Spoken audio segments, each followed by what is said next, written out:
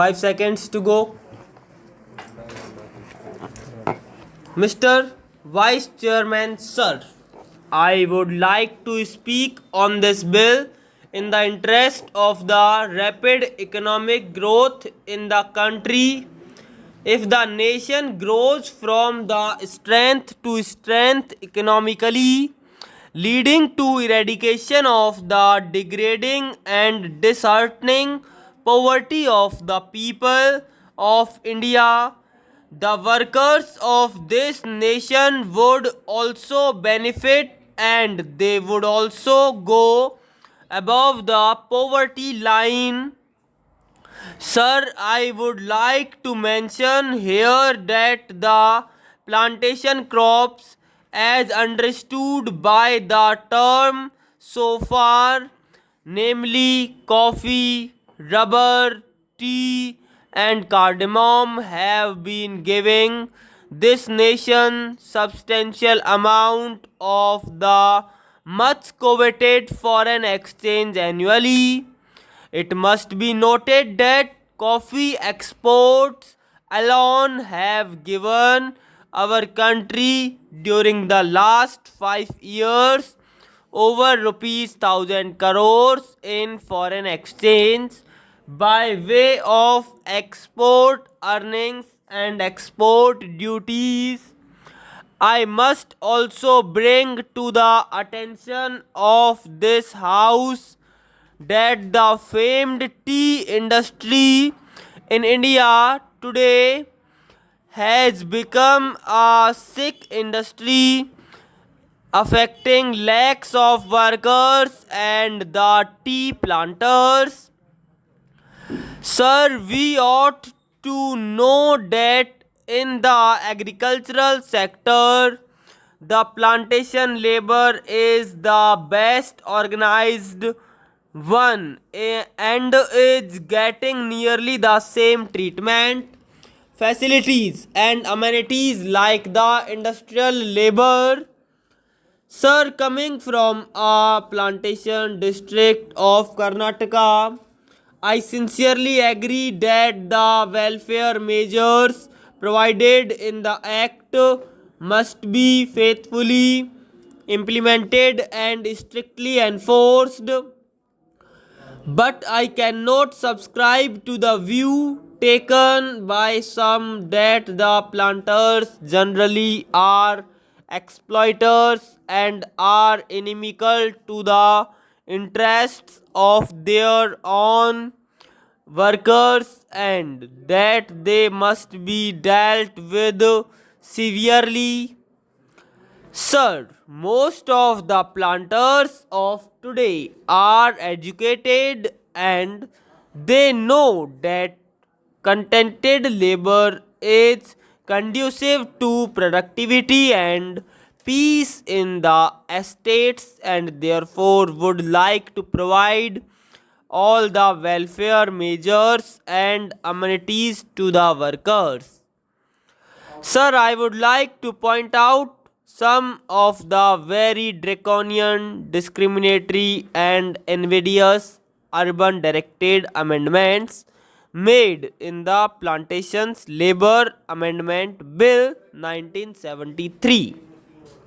Sir, the Plantations Labor Act is sought to be applied now even to holdings of 5 hectares and above, employing 15 persons and more.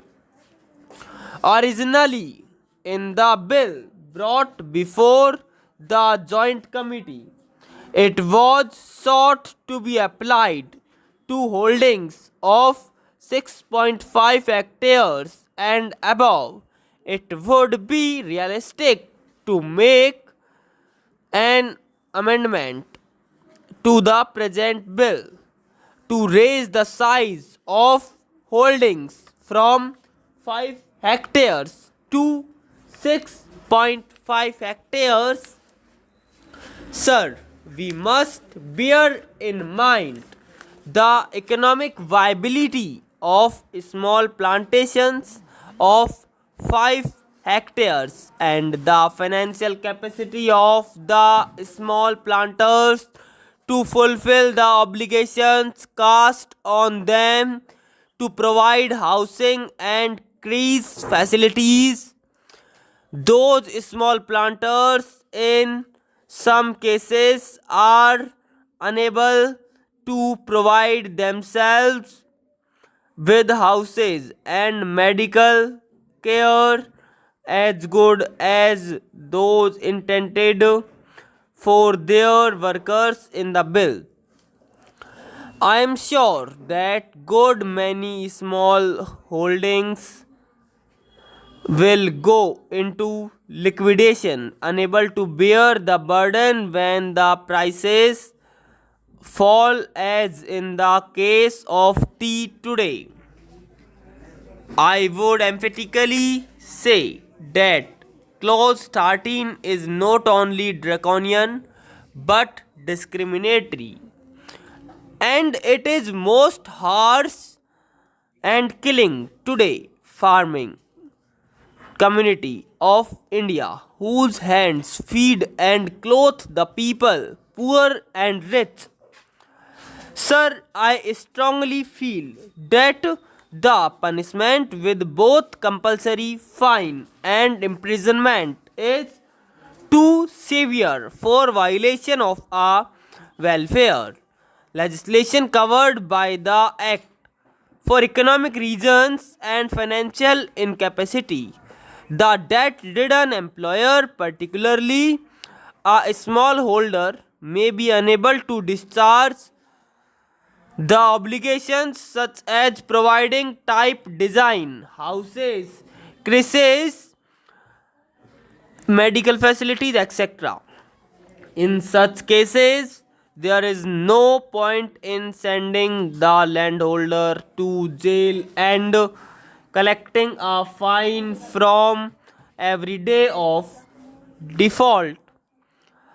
The relevant provisions in the bill are made more stringent than the Factories Act, under which, in the case of a further offence, the court is given the discretion to punish the defaulting employer. But in the proposed amendment, the word used is shall instead of may, which makes it mandatory on the court to impose imprisonment as well as fine. These provisions are too harsh and discriminatory, particularly in view of the fact that the bill seeks to bring in farms of 5 hectares which are in the nature of peasant holdings under the scope of the Act. Sir, I would like to ask the government of the people, for the people, and by the people, in the name of the framers of India, why it wants to treat a farmer as a criminal and to be imprisoned for such an offence, while it does not do so for a country, honor of a city. By making this comparison, I do not mean that a provision should be made in the relevant Factories Act to make the sentence of imprisonment compulsory for similar offences. Let me make it clear that I am not speaking against the interests of the workers in the plantations. I am only speaking against the stringent and invidious measures which have been provided in the bill affecting the rural employers and the invidious laws enacted for them.